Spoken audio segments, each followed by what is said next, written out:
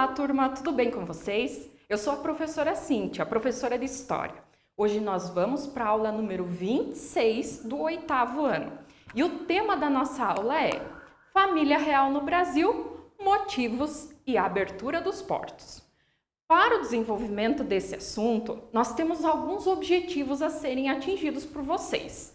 São eles: explicar o contexto histórico da vinda da família real portuguesa para o Brasil, identificar as ideias e motivações para a transferência da coroa, relatar o cronograma da viagem, bem como curiosidades da mesma, distinguir a abertura dos portos às nações amigas como primeira ação de Dom João em território brasileiro e seu significado para o Brasil. Antes de mais nada, lembrete da professora de toda a aula. Separe seus materiais para a aula de hoje. Você vai precisar do seu livro didático que contempla esse assunto, o caderno para fazer as anotações das principais informações, bem como lápis, caneta e borracha.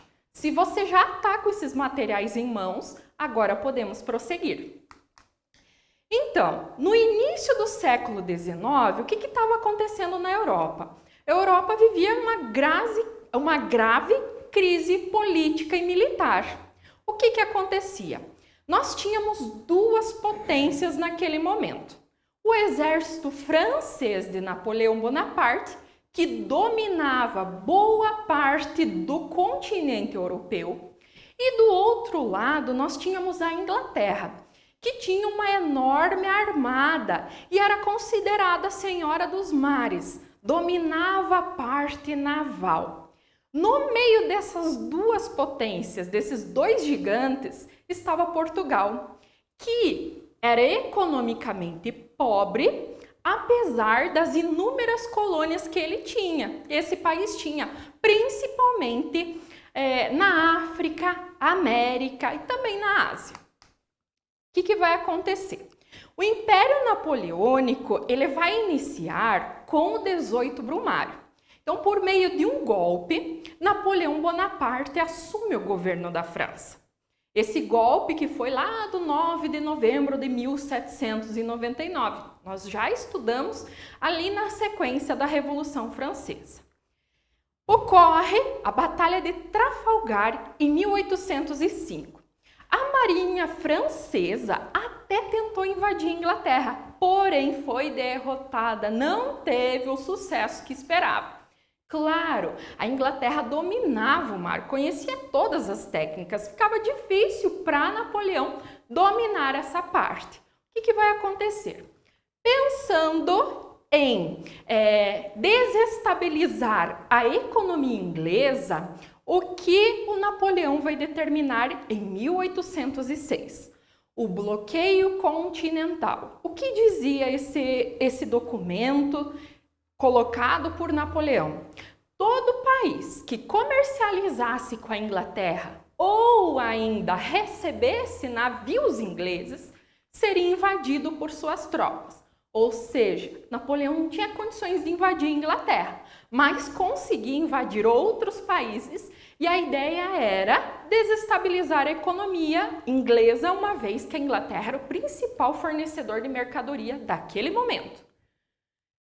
Mas os produtos ingleses continuavam a entrar na Europa. Então essa ação do bloqueio continental não teve sucesso por parte de Napoleão. Então diversos portos ainda estavam recebendo essas mercadorias, entre eles o de Portugal. O que acontecia? Dom João ali que estava enquanto príncipe regente, uma vez que sua mãe já estava louca, Dona Maria louca, né? Ele estava enfrentando um dilema.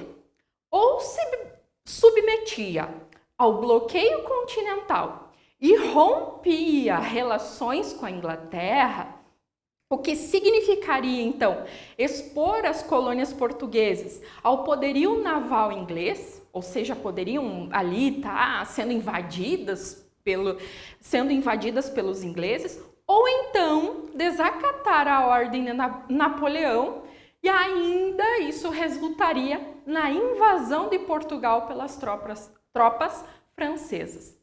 Qual será a atitude de Dom João nesse momento? Então, essa ideia de transferir a coroa portuguesa para o Brasil era só devido à questão das invasões napoleônicas, porque no começo da aula eu falei, né? A vinda da família real para o Brasil. Na realidade, a fuga da família real para o Brasil. Mas essa ideia, ela não é atual, ela era antiga. Vamos explicar um pouquinho. Então, no século XVII, já havia o padre Antônio Vieira, que defendia que deveria haver uma capital tropical do Império Português. Seria aqui no Brasil. No século XVIII, Dom Rodrigo Coutinho, também baseado em ideais iluministas ali, da Era da Ilustração, como se chamava em Portugal, também defendia a mudança da capital, até para aumentar essa liberdade econômica, esse liberalismo. Aí o que acontece? Diante de tantas pressões que o Dom João vivia naquele momento e tentando evitar um conflito militar diretamente com a França, prezando pela segurança da família real, ele acabou tendo a ideia de mudar-se para o Brasil, transferir toda a coroa, né? E isso também impediria a invasão do Brasil pelas tropas inglesas. De certa forma, o Brasil era uma das principais colônias de Portugal. Perder o Brasil era complicado, por isso manter-se lá, manter a coroa lá era a melhor opção.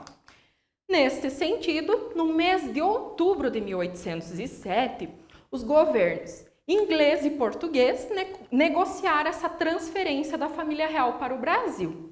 A viagem ela seria escoltada por uma esquadra inglesa em troca depois de vantagens comerciais. Vocês já vão entender quando a gente tratar sobre a abertura dos portos. Meados de outubro de 1807, Napoleão autorizou o envio então de tropas para invadir Portugal. Em final de novembro de 1807, o Dom João, ele pega um jornal e vê a declaração de Napoleão, né? Que a Casa de Bragança, casa ali da família real, não mais governaria na Europa. Em 1807, novembro, Napoleão anuncia a decisão e informa que as tropas francesas chegariam a Lisboa em até 4 dias. Aí a coisa esquentou. Então, o embarque de toda a corte, de todo o pessoal, que chegava entre 10, alguns livros falam 15 mil pessoas, ocorreu entre os dias 25 a 27 de novembro. Ele foi marcado por uma correria e algumas pessoas entraram em pânico por conta do medo da invasão das tropas napoleônicas, as tropas francesas. A família real estava acompanhada, então, de cerca de 10 mil pessoas, mas não só isso, eles levavam joias, louças, mapas, livros, arquivos oficiais, moedas, móveis, tudo que necessitasse para a nova sede, digamos assim, do Império. Muita gente, não tinha espaço suficiente para todos, não havia comida e nem água suficiente para todo mundo. Imagina como que foi essa viagem.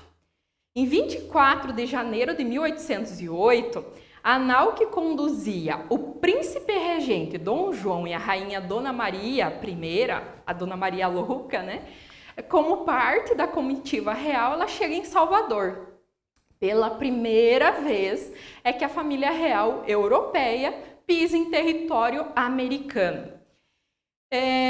No caso, já falei para vocês, mas repito, Dom João estava como príncipe regente, uma vez que a rainha Dona Maria I não tinha condições psicológicas de assumir o governo português.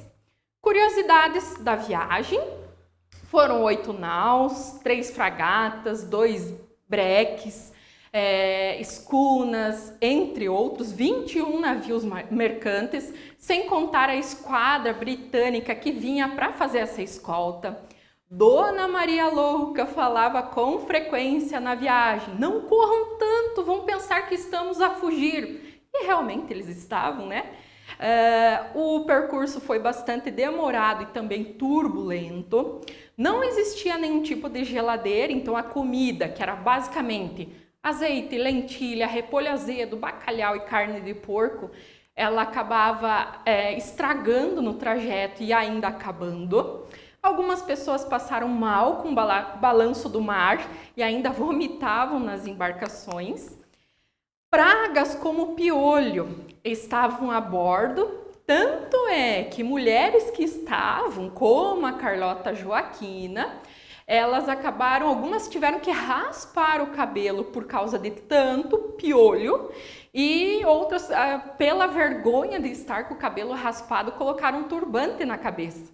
Quando elas chegam no Brasil, as brasileiras pensaram que era moda na Europa e acabaram utilizando esse artifício ali de moda, digamos assim. A mudança da corte para o Rio fez com que a cidade do Rio de Janeiro mudasse totalmente.